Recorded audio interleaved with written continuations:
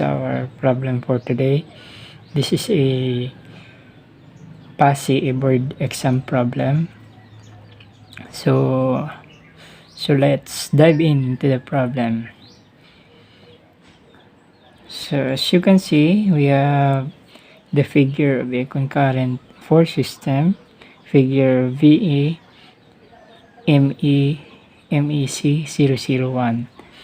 So we are tasked to determine the following. So we have three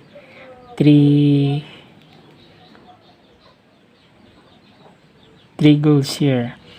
We have three goals for this problem. So the first one is to calculate the magnitude of the horizontal component of the resultant of the force system. Okay.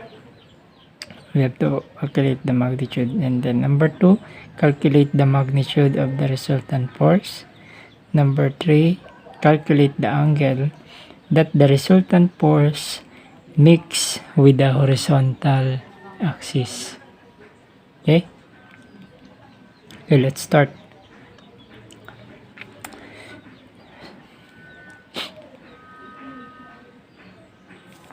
So in this type of problem, in order for us to determine the magnitude of the horizontal component of the resultant of the force system, we can simply apply the basic principles for this one.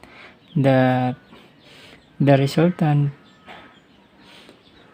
force along x, r sub x, for a given force system is simply equal to the summation of forces along the x-axis. Okay? So, sum up lang natin yung mga forces nitong mga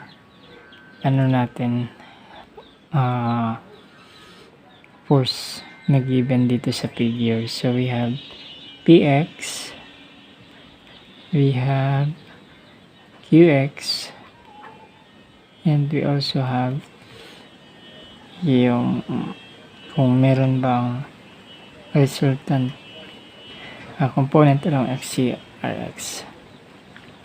Okay, so from the figure I can basically identify that px and is simply equal to p cosine 30 degrees. Okay,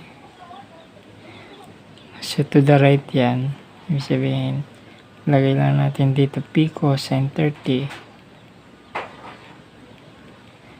plus itong q, kunin mo din yung resultant nyan, ito na yan, q cosine 45 degrees. Ayan.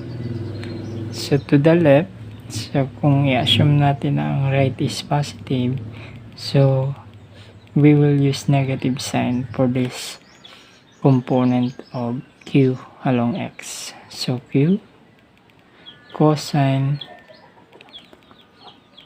of 45 degrees plus lang ng plus yung component ni r along x. Meron ba? Wala.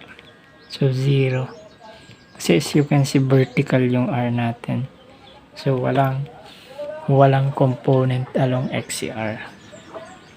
Rx is equal to 0. Okay? So substitute natin yung value nung p. 90 cosine 30